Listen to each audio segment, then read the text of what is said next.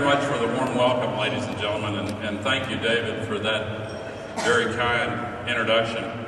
I heard one of my colleagues in Congress get a glowing introduction one time. He said, "I wish my mother and father could have heard that. My father would have enjoyed it, and my mother would have believed it." But truly, David Byer was and is one of the finest individuals I've ever had the privilege of working with, and it was great to catch up backstage a bit.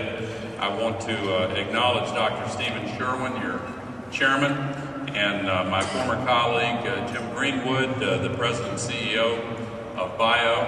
I want to acknowledge also with respect Governor Martin O'Malley of Maryland, who is here, and one of my close personal friends also, and a fellow Apple board member, Art Levinson, who was one of the greatest entrepreneurs in the history of biotechnology at Genentech, and we have a chance to work together on a regular basis now, and it was great to see Art here.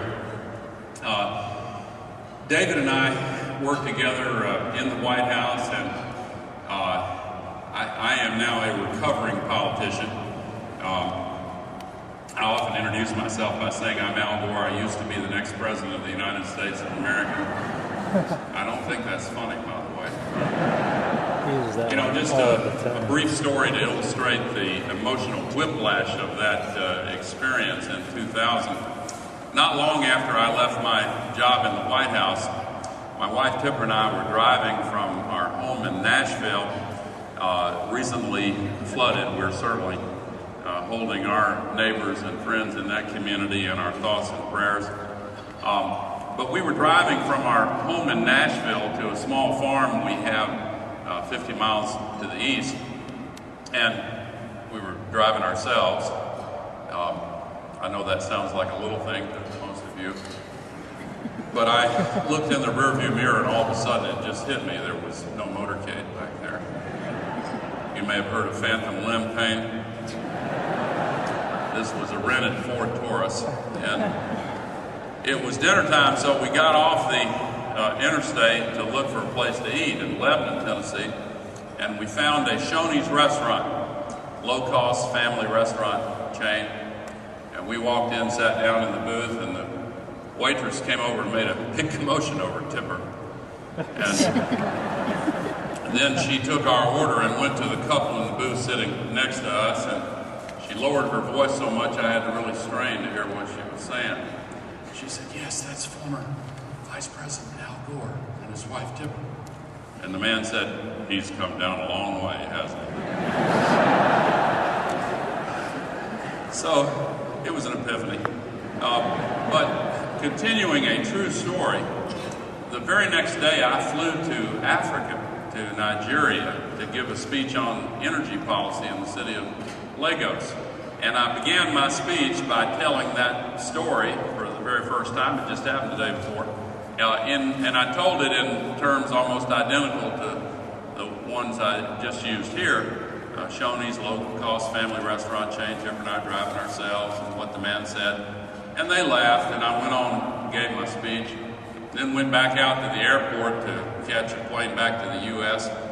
And I fell asleep on the plane until in the middle of the night we landed on the Azores Islands for refueling out in the Atlantic. And I walked out onto the platform to get some fresh air. And to my surprise, a young man waving a piece of paper was running toward the airplane yelling, "Call Washington! Call Washington!" And I thought, here we are in the middle of the night, middle of the Atlantic Ocean. What in the world could be wrong in Washington? And then I remembered it could be a bunch of things. But what it turned out to be was that one of the wire service reporters in Nigeria had already written a story about my speech there. And it had already been printed all across the United States. I've got about 100 copies of this people sent me. And my staff was very concerned because the story began, "Former Vice President Al Gore announced in Nigeria today, quote, 'My wife Tipper and I have opened a low-cost family restaurant called Shoney's, and we are running it ourselves.'"